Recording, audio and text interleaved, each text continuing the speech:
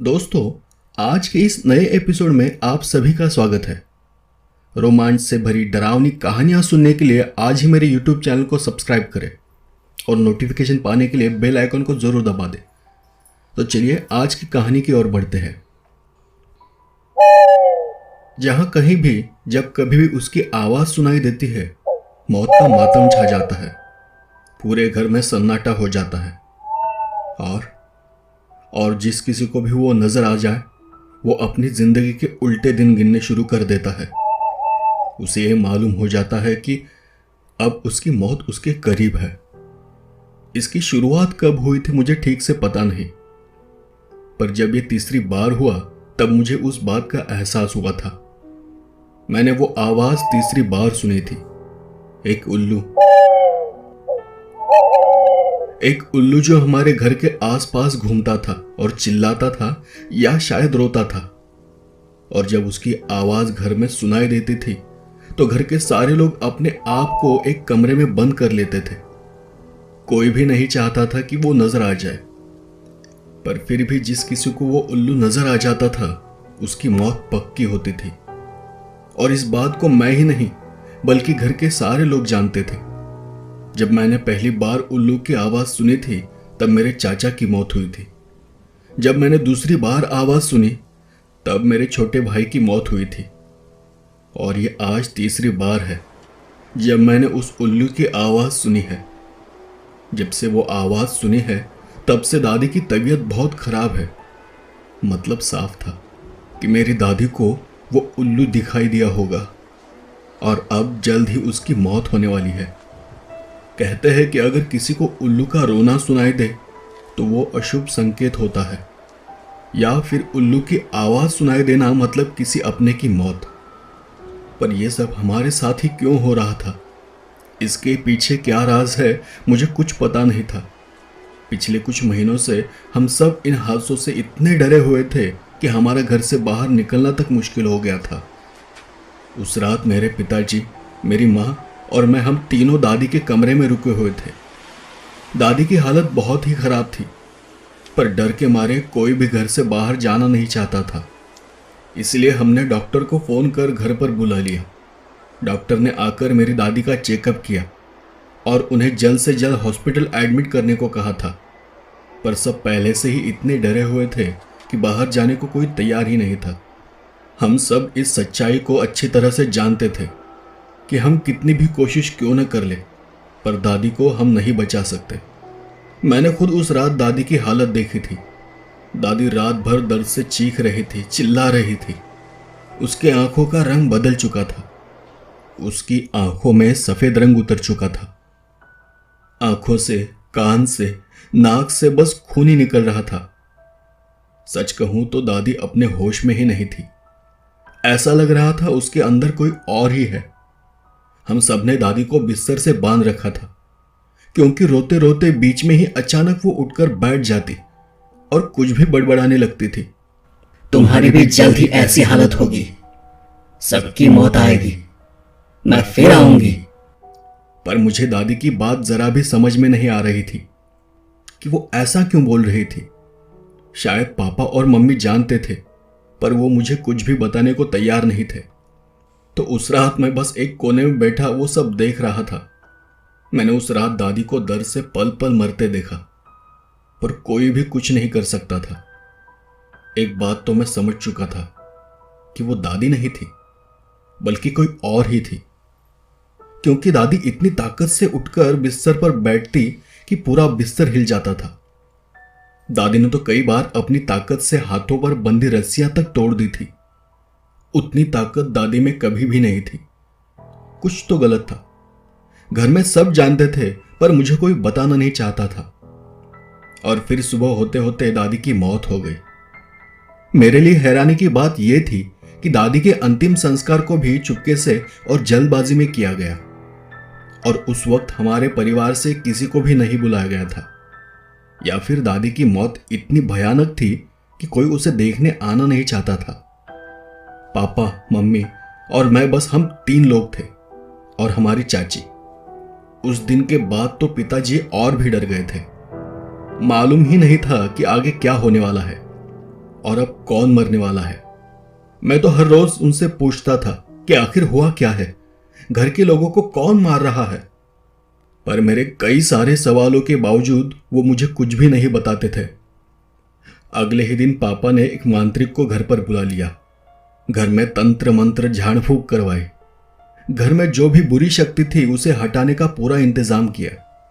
उस मांत्रिक ने घर से एक हरे रंग का कपड़ा लिया और वो घर के पीछे चला गया। जाने से पहले उसने कहा कि वो हम सबको कुछ देर के लिए घर के अंदर ही बंद करने वाला है। उस बुरी शक्ति को कैद करने के बाद ही वो वापस आकर दरवाजा खोल देगा। पर जब वो वापस आएगा, घर का कोई भी इंसान उससे कोई भी सवाल नहीं करेगा और उसे पीछे मुड़ने पर मजबूर नहीं करेगा। कुछ देर तक उस तांत्रिक ने घर के पीछे जाकर कुछ तंत्र मंत्र किया। थोड़ी देर बाद वापस आकर उसने दरवाजा खोल दिया और बिना कुछ कहे और बिना पीछे मुड़े वो वहां से चला गया। और उसके बाद कुछ दिन गुजर गए। सब जैसे शांत सा हो गया था। ऐसा लग रहा था जैसे जो भी बुरी ताकत थी वो इस घर को छोड़कर चली गई थी। पापा भी बहुत दिनों बाद काम पर चले गए थे और मुझे भी घर से बाहर जाने को इजाजत दी गई थी। और फिर ऐसे ही एक दिन मैं बाहर से खेलकर शाम को वापस घर लौट रहा था तो मैंने देखा कि हमारे घर के पीछे एक नारियल के पेड़ के पास एक बड़ा सा लाल पत्थर रखा हुआ था। शायद उसे कुमकुम से रंग दिया था। मैंने उस पत्थर के पास जाकर ठीक से देखा तो वो अजीब सा पत्थर था। उस पर दो आंखें बनी हुई थी और उसके नीचे कुछ तो हरे रंग की चीज थी जो चमक रही थी। मैंने उस पत्थर को उठाकर देखा तो उस पत्थर के नीचे एक हरे कपड़े में कुछ चूड़ियां मंगलसूत्र लपेट रखा था और उस पर भी कुमकुम लगा हुआ था। जैसे मैंने वो कपड़ा उठाया, अचानक ही मुझे उल्लू की आवाज सुनाई दी। वो आवाज सुनकर मैं बहुत ही डर गया। घबराहट में मैंने यहां वहां देखा और फिर अचानक ही मुझे याद आया कि उल्लू को देखना नहीं है, उल्टा जिसे वो दिखाई देता है उसकी मौत हो जाती है। पर उस आवाज से एक बात तो साफ थी कि अब घर में किसी न किसी की मौत तो पक्की थी। मैंने झट से उस कपड़े को, चूड़ियों को वहीं फेंक दिया और दौड़कर घर के अंदर चला गया। पर मैंने उस आवाज के बारे में और उस कपड़े के बारे में किसी को कुछ भी नहीं बताया।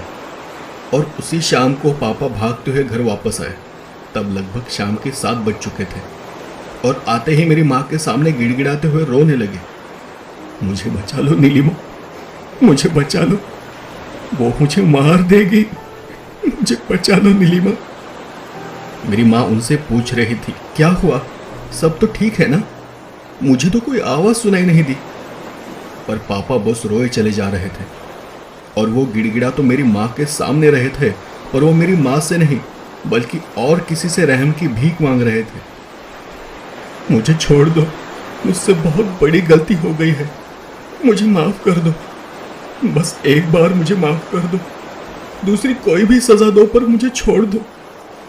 उनकी हालत देख मेरी माँ भी रोने लगी। वो बार बार पूछती रही कि क्या हुआ है। तब मेरे पिताजी ने बताया कि आज दोपहर उन्होंने उल्लू की आवाज सुनी और आवाज सुनकर वो अपने फैक्ट्री के बाथरूम में जाकर छुप गए थे। पर तभी उन्हें फैक्ट्री की छत के पास एक उल्लू दिखाई दिया और वो उन्हें देखकर रोए जा रहा था। पापा इतना कहकर दौड़कर घर के पीछे चले गए। मैंने खिड़की से बाहर झांक कर देखा तो वो अंधेरे में उसी नारियल के पेड़ के नीचे कुछ ढूंढ रहे थे। मैं समझ गया था कि वो क्या ढूंढ रहे हैं। शायद मैंने अनजाने में बहुत बड़ी गलती कर दी थी और उस गलती की सजा अब मेरे पापा की मौत थी। बहुत ढूंढने के बाद भी उन्हें वहां कुछ मिला भी या नहीं पता नहीं, पर तभी हम सबको फिर से उस उल्लू की आवाज सुनाई देने लगी और वो आवाज सुनते ही वो फिर से भागते हुए घर के अंदर आए और मेरी माँ से कहने लगे, अभी सारी खिड़की दरवाजे बंद कर लो, कोई भी घर से बाहर नहीं जाएगा। मेरी माँ ने रोते हुए कहा, पिछली बार भी हमने सब खिड़की दरवाजे बंद किए थे पर फिर भी आपकी माँ को हम नहीं बचा सके। तो पापा माँ पर जोर से चिल्लाए, तो क्या तुम चाहती हो कि मैं मर जाऊं? हाँ, क्या तुम भी यही चाहती हो? जितना कहा है उतना करो। और फिर मेरे पापा ने जिस तांत्रिक को घर बुलाया था उसे फोन करना शुरू किया। इस समय उपभोक्ता का मोबाइल स्विच ऑफ है, बार बार इस मैसेज को सुनने के बावजूद भी पापा फोन पर फोन किए जा रहे थे और उन्हें बार बार वही मैसेज सुनाई दे रहा था। पापा मौत के डर से पागल हो चुके थे। उन्हें तो जैसे कुछ समझ ही नहीं आ रहा था। उन्होंने घर की सारी लाइट भी बंद कर रखी थी। मैंने पापा के पास जाते हुए फिर से पूछा, पापा पापा आखिर हुआ क्या है? आप इतने क्यों डरे हुए हो? कौन है जो आपको मारना चाहता है? मुझे कुछ तो बताओ। पापा ने डरते हुए ही कहा, वो वापस आ चुकी है। वो हम में से किसी को भी जिंदा नहीं छोड़ेगी। मैंने पापा को झंझोड़ते हुए पूछा, पापा कौन वो? किसके बारे में बात कर रहे हो आप? और तभी हमें कहीं जोर से बिजली गिरने की आवाज सुनाई दी। उस आवाज से हम तीनों के शरीर कांप उठे। बाहर जोरों से बारिश शुरू हो चुकी थी। पापा की हालत तो और खराब होती चली जा रही थी। उनका बीपी बढ़ते ही जा रहा था। बदन पसीना पसीना हो चुका था। सांस लेने में भी तकलीफ होने लगी थी। किसी भी चीज की आहट उन्हें मौत की आहट जैसे लगने लगी थी। तभी हमें फिर से उल्लू की आवाज सुनाई देने लगी। उस आवाज के आते ही घर का दरवाजा अपने आप ही धड़ाम से खुल गया। तब हम सब ने देखा कि घर के बाहर से जो रोड गुजरती थी उसके पार बारिश में भीगते हुए कोई औरत खड़ी थी। जैसे ही बिजली चमकती थी वो डरावनी औरत दिखाई देती थी। उसके बदन पर हरे रंग की साड़ी थी और वो अपना हाथ उठाकर हमारे घर की ओर ही इशारा कर रही थी। पापा अब बहुत ही डरे हुए थे और बहुत ही बुरी तरह से कांप रहे थे। हमें कुछ समझ नहीं आ रहा था कि क्या करना है। पर तभी पापा उठकर किसी रोबोट की तरह सीधे उस औरत की दिशा में चलने लगे। मम्मी ने उन्हें पूछा भी, आप कहाँ जा रहे हो? पर पापा ने बस इतना ही कहा, मेरे बाहर जाते ही दरवाजा बंद कर लो और कल तांत्रिक को घर बुला लेना। डर के मारे मम्मी ने मुझे अपने गले लगा लिया था और पापा की हालत देख वो भी रोने लगी थी। मैंने देखा कि पापा घर के दरवाजे से बाहर निकल गए और बारिश में भीगते हुए उस औरत की तरफ दौड़ते हुए जाने लगे। पापा दौड़ते हुए रोड के बीचों बीच पहुंच ही गए थे कि तभी जोरों से बिजली कड़की और रोड से तेजी से गुजरती हुई एक ट्रक ने उन्हें कुचल दिया। उनका एक्सीडेंट होते ही उस औरत ने घर की ओर किया हुआ अपना हाथ धीरे धीरे नीचे किया और अचानक ही वो कहीं गायब सी हो गई। मैंने मां से पूछा, आखिर वो औरत कौन है? क्या चाहती है वो हमें क्यों मार रही है? पर एक्सीडेंट को देख मेरी मां को जैसे सदमा सा लग गया था। वो बस सामने रास्ते की ओर देखे चली जा रही थी। हमने जब रास्ते पर जाकर देखा तो पापा की बॉडी को बहुत बुरी तरह से कुचला गया था। उसके बाद जैसे दादी के अंतिम संस्कार के वक्त हुआ था वही पापा के साथ भी हुआ। कोई रिश्तेदार, कोई दोस्त नहीं आया। मां ने उसके दूसरे ही दिन तांत्रिक को घर पर बुला लिया। तांत्रिक ने घर में आते ही जैसे किसी चीज को सूंघ लिया और उसने कहा, वो वापस आ गई है। मैंने उसे बांध दिया था पर किसी ने उसे फिर से खोल दिया है और अब उसे बांधना मुश्किल है। तब मैंने तांत्रिक से पूछा भी कि बाबा, हमें अचानक ही उल्लू की आवाज सुनाई देती है और उसके बाद घर में किसी न किसी की मौत हो जाती है। तो तांत्रिक ने बताया, भूत प्रेत जिन जिन्नात जैसी ना दिखाई देने वाली पारलौकिक शक्तियों को उल्लू देख सकता है और फिर अपनी आवाज से वो लोगों को वहां जाने से रोकता है। पर आप लोगों के मामले में ये उल्टा है। आपके लिए उल्लू मौत की खबर लेकर आता है, ऐसी खबर जिसे कोई नहीं टाल सकता। मेरी मां ने रोते हुए बाबा से पूछा, उस औरत को रोकने का कोई तो तरीका होगा? तो बाबा ने कहा, अब उसे कोई नहीं रोक सकता, मैं भी नहीं। अब बस इंतजार करो उसका और अपनी मौत का।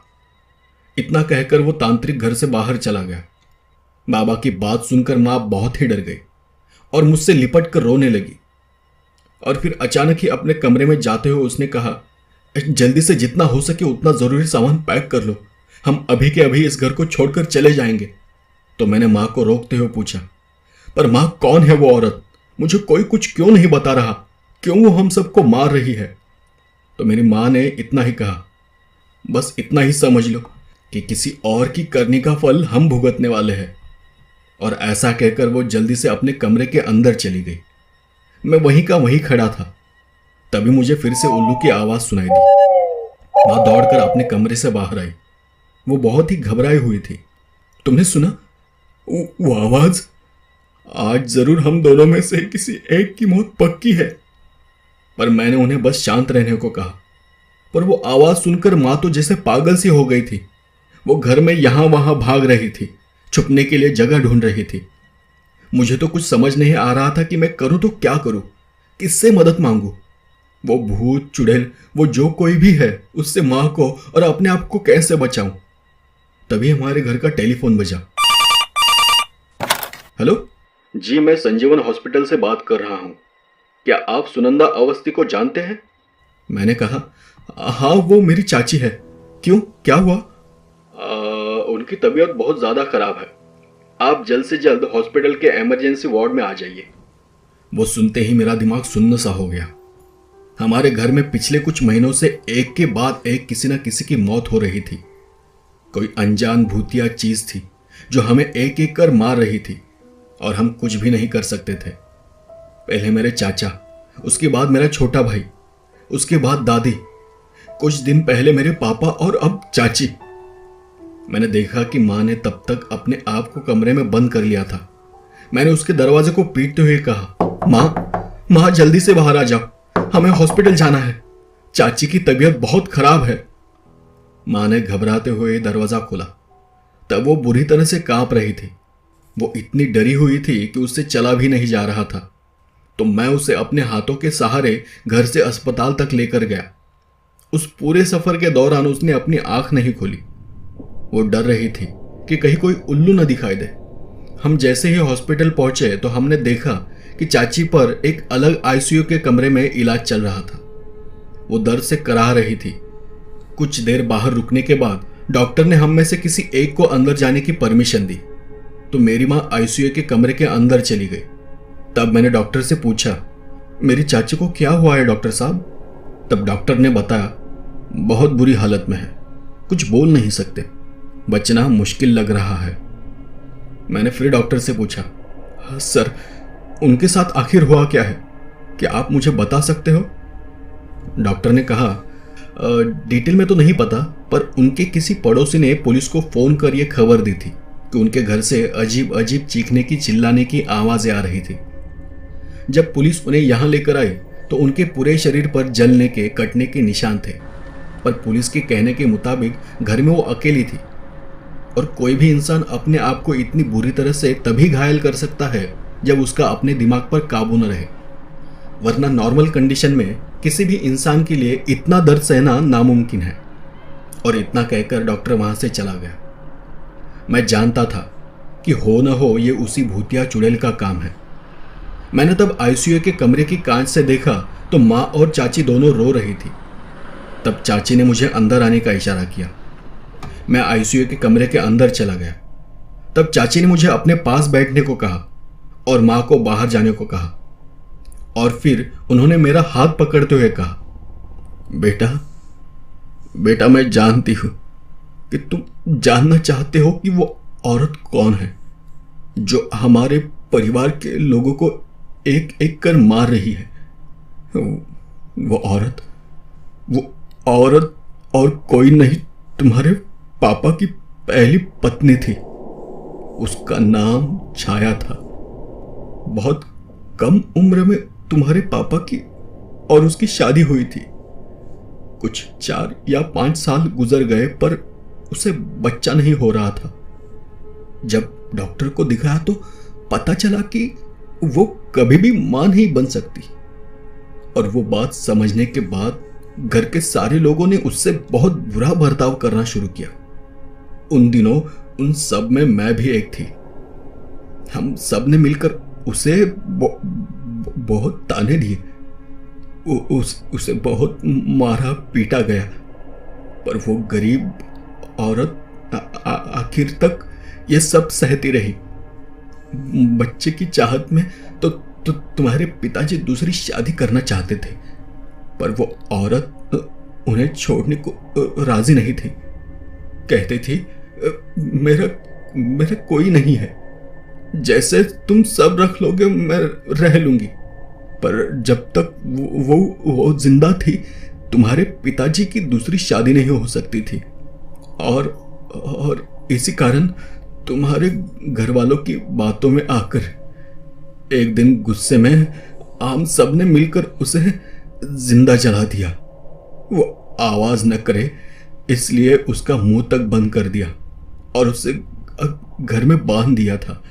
वो जलती रही, तड़पती रही, पर किसी को उस पर रहम नहीं आया। मरते वक्त वो एक ही बात कह रही थी, मैं वापस आऊंगी, वक्त आने पर मैं जरूर वापस आऊंगी।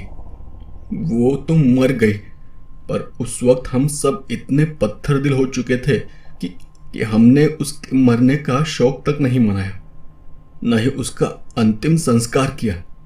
उसकी जली हुई लाश को वैसे ही घर के पीछे ही दफना दिया। उसने कहा था कि वक्त आने पर वो वापस आएगी, और अब वो वापस आ गई है। वो हमारे पूरे परिवार को ही खत्म करना चाहती है। वो तुम्हारी अब चाची से बात नहीं की जा रही थी। तब अचानक ही चाची के मुंह से खून निकलने लगा।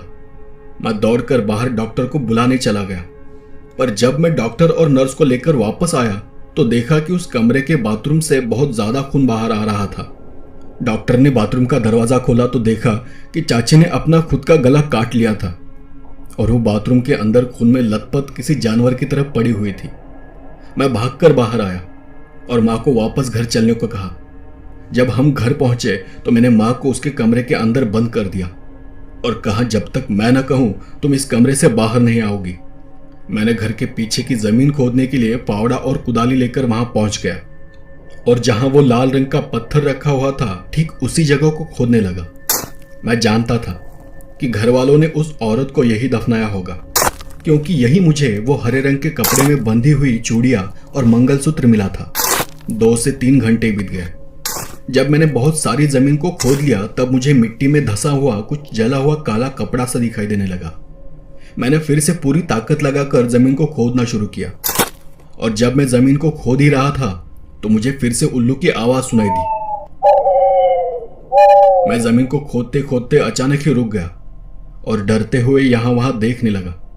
तब मैंने देखा कि वो भूतिया चुड़ैल हमारे घर के बाहर खड़ी थी और वो अपना हाथ उठाकर घर की खिड़की की ओर इशारा कर रही थी। मुझे याद आया कि वो मेरी माँ का कमरा है और वो चुड़ैल शायद मेरी माँ की ओर इशारा कर रही है। मतलब अब वो मेरी माँ को अपना शिकार बनाना चाहती थी। तभी अचानक से खिड़की धड़ाम से बंद हो गई। मैं सब वहीं छोड़कर भागकर घर के अंदर चला गया और जब मैंने कमरे का दरवाजा खोलना चाहा तो देखा कि दरवाजा अंदर से ही बंद था। मैंने माँ को आवाज दी, मम्मी दरवाजा खोलो मम्मी। पर कोई भी आवाज नहीं आ रही थी। मैं बार बार दरवाजा खटखटाए जा रहा था, पर माँ शायद इतनी ज्यादा डरी हुई थी कि दरवाजा खोल ही नहीं रही थी। अगर मैंने उल्लू की आवाज सुनी है तो मेरी माँ ने भी जरूर सुनी होगी या फिर उसे उल्लू दिखाई दिया होगा। मैंने दरवाजे को जोर जोर से धक्का देना शुरू किया, पर दरवाजा खुलने का नाम ही नहीं ले रहा था। शायद मुझे देर हो चुकी थी, पर मैं हार नहीं मानना चाहता था। मेरे पापा ने या फिर उनके परिवार ने जो भी किया था उसमें मेरी या मेरी माँ की कोई भी गलती नहीं थी। उनकी उस गलती की वजह से मैंने मेरे छोटे भाई को भी खो दिया था। अब मैं अपनी माँ को नहीं खोना चाहता था, तो अब मैंने पहली माँ को आवाज देना शुरू किया, छाया माँ, मेरी माँ को छोड़ दो। हमने आपका क्या बिगाड़ा है? हमें छोड़ दो, हम यहां से कहीं दूर चले जाएंगे। इस घर को, इस जगह को छोड़कर प्लीज मेरी माँ को छोड़ दो। आप भी मेरी माँ जैसी हो। आप हमें कैसे मार सकती हो? आपके साथ जो भी हुआ उसमें हमारी कोई गलती नहीं है। जिनको सजा मिलनी चाहिए थी उन्हें सजा मिल चुकी है। अब आप शांत हो जाओ। मैं खुद आपकी आत्मा की शांति के लिए प्रार्थना करूंगा। आपके बेटे की तरह आपका अंतिम कार्य करूंगा, पर प्लीज मुझे और मेरी माँ को छोड़ दो। मैं बार बार उस बंद दरवाजे के सामने गिड़गिड़ा रहा था। छाया माँ से माफी मांग रहा था, रो रहा था, और मेरे बहुत समझाने के बाद मेरी माँ ने अपने कमरे का दरवाजा खोला तो मैंने देखा कि उसके हाथ पांव कांप रहे थे। कमरे के अंदर किसी रस्सी से फांसी का फंदा बना हुआ था। मेरी माँ शायद अपने आप को फांसी लगाना चाहती थी। पर जब मैंने माँ की आंखों में देखा तो उसकी आंखों में खून जमा हो चुका था और वो बिना पलके झपकाए लाल आंखों से बस मुझे ही घूर रही थी। मैं जानता था कि ये छाया माँ है। मैं फिर से उसके पैरों में गिरकर उससे माफी मांगने लगा तो कुछ देर बाद मेरी माँ बेहोश होकर वहीं नीचे गिर पड़ी। मैंने माँ को उठाया तो वो अब सामान्य सी लग रही थी। उसकी आंखें नॉर्मल थी, वो होश में थी। मतलब छाया माँ ने मेरी बात सुन ली थी और उसने हमें छोड़ दिया था। माँ के होश में आते ही मैंने उन्हें सारी बात बता दी तो माँ ने भी उस गरीब औरत की आत्मा से माफी मांगी। अगले कुछ ही दिनों में मैंने घर के पीछे की जमीन को खोदकर छाया माँ के शरीर के बचे हुए भागों को निकाला और किसी सुहागन की तरह उनका अंतिम संस्कार कर दिया। उसके बाद मुझे और मेरी माँ को किसी भी उल्लू की आवाज सुनाई नहीं दी। मतलब साफ था कि छाया माँ ने हमें माफ कर दिया था। मेरा नाम विकास है। यह घटना पिछले साल की है जब मैं एक मॉल में काम किया करता था। मेरी शिफ्ट शाम 4 बजे से रात 12 बजे तक होती थी। मेरी शिफ्ट खत्म होने के बाद मुझे शॉप बंद करने में और मॉल से निकलने में रात का 1 बज जाता था। तो ज़्यादातर मैं काम से घर वापस जाने के लिए आखिरी ट्रेन पकड़ता था। आखिरी ट्रेन 1:30 बजे की होती थी। ऐसे ही एक रात मैं मॉल से घर जाने के लिए निकला। उस रात ट्रेन 15 मिनट लेट थी पर मुझे उससे ज़्यादा फर्क नहीं पड़ा। ट्रेन प्लेटफॉर्म पर लगते ही मैं ट्रेन में चढ़ गया। देर रात ट्रैवल करने की वजह से मेरी आदत थी कि मैं ट्रेन में चढ़ते ही अपनी सुरक्षा के लिए सबसे पहले सब लोगों को ठीक से देख लेता था और उनसे दूरी भी बनाए रखता, क्योंकि देर रात बहुत बार चोर वगैरह ट्रेन के अंदर घुस जाते थे और लोगों को नुकसान पहुंचाते थे। तो कोच में चढ़ते ही मैंने देखा उस वक्त उस कोच में बस 5 लोग थे, जिनमें मैं भी शामिल था। एक लड़का था जो कि कोच के आखिरी हिस्से में सीट के आखिरी कोने पर बैठा हुआ था और उसके ठीक सामने 3 और लोग बैठे हुए थे। बाकी पूरा कोच खाली था। तो मैं भी जाकर कोच के एक खिड़की के पास बैठ गया। मैंने हमेशा की तरह अपने बैग से हेडफोन निकाले। तब मेरा ध्यान उस लड़के की ओर गया जो कि घबराया हुआ लग रहा था। मुझे वो कुछ अजीब सा लगा, लेकिन मैं उसे अनदेखा कर अपने हेडफोन लगाकर गाना सुनने लगा। पर उस लड़के को डरा हुआ देख मेरा ध्यान अपने आप ही बार बार उसकी ओर जा रहा था, इसलिए मैंने फिर से एक बार सामने की तरफ देखा। तब उस लड़के के सामने बैठे 3 लोगों में एक औरत भी थी जो कि बुर्खा पहने हुए थी और उस औरत के दोनों तरफ 2 आदमी बैठे हुए थे। उनके सामने बैठा वो लड़का अपनी आंखों से मुझे कुछ इशारा कर रहा था। वो देख मैंने फिर अपनी नजर हटा ली। अब मैं अपनी नजर छुपाकर उनकी ओर देखने की कोशिश करने लगा। वो औरत शायद बहुत बीमार थी या फिर थकी हुई लग रही थी, क्योंकि उन दोनों आदमियों ने उसे दोनों तरफ से पकड़ रखा था। कुछ देर बाद ट्रेन एक स्टेशन पर रुकने ही वाली थी कि तभी वो लड़का अचानक ही उठकर खड़ा हो गया और फिर से अपनी जगह पर बैठ गया। मुझे वो थोड़ा अजीब लगा, इसलिए मैंने गाने को स्टॉप किया और फिर एक बार उस लड़के को देखा। वो बार बार अपनी आंखें दाएं और बाएं घुमा रहा था। कभी बीच में ही अपने हाथ जोड़ता तो कभी अपनी आंखें बंद कर लेता था। देखने से लग रहा था कि शायद वो दिमागी मरीज है, पर उसके सामने बैठे 3 लोग आराम से बैठे हुए थे। मैंने फिर एक बार उसकी ओर देखा। अब वो बैठे बैठे ही कांप रहा था और अपना पसीना पोंछ रहा था। अब मुझे एहसास होने लगा था कि शायद वो लड़का सनकी हो सकता है। तो मैंने सोचा कि वैसे भी अगला स्टेशन आने वाला है, अगर कुछ और अजीब लगा तो उतरकर अगले कोच में बैठ जाऊंगा। तभी वो लड़का अचानक ही उठकर भागने लगा। कुछ देर के लिए मुझे लगा कि वो मेरी ही तरफ आ रहा है, तो मैं झट से उठकर खड़ा हो गया, पर वो भागकर ट्रेन से बाहर उतर गया। पिछले 5 सेकंड में जो भी हुआ था उसे याद कर मैं अपने में ही हंसने लगा कि मैं खामखा ही उससे डर रहा था और मैं वापस अपने सीट पर बैठ गया। तभी वो लड़का घबराए हुए बाहर से मेरी खिड़की के पास आया और उसने अजीब तरह से कहा, क्या तुम्हें दिखाई नहीं देता? वो औरत मर चुकी है। उसकी वो बात सुनते ही मेरा शरीर सुन्न सा हो गया। तभी ट्रेन चल पड़ी। मैंने डर के मारे सामने देखा तो उनमें से एक आदमी खड़ा होकर मेरी ही तरफ देख रहा था। उसका चेहरा रुमाल से ढका हुआ था और उसके हाथ में एक धारदार चाकू था। अब मुझे समझ में आ गया कि वो लड़का इतनी देर से मुझे क्या बताना चाहता था और वो इतना क्यों डरा हुआ था। मैं उठकर भागना तो चाहता था, पर तब तक ट्रेन चल पड़ी थी और मैं भागने की कोशिश भी करता तो वो आदमी ऐसी जगह पर खड़ा था जहां से वो मुझ पर बहुत आसानी से हमला कर सकता था। पर मैंने उसे ऐसे दिखाया जैसे मुझे कुछ भी पता नहीं हो, और मैं ऐसे जताने लगा जैसे मैंने उन्हें देखा ही नहीं हो और मैं गाना सुन रहा हूं। हालांकि मैं अंदर से बहुत ही डरा हुआ था। अगला स्टेशन आने ही वाला था। मैंने अपने आप को तैयार किया और स्टेशन नजदीक आते ही ट्रेन जैसे ही स्लो होने लगी, मैं दौड़कर उस चलती हुई ट्रेन से उतर गया। मैं दौड़ते हुए पीछे देख रहा था, पर पीछे कोई नहीं था, बल्कि उस स्टेशन पर भी कोई नहीं था कि जिन्हें मैं उन आदमियों के बारे में बता सकूं।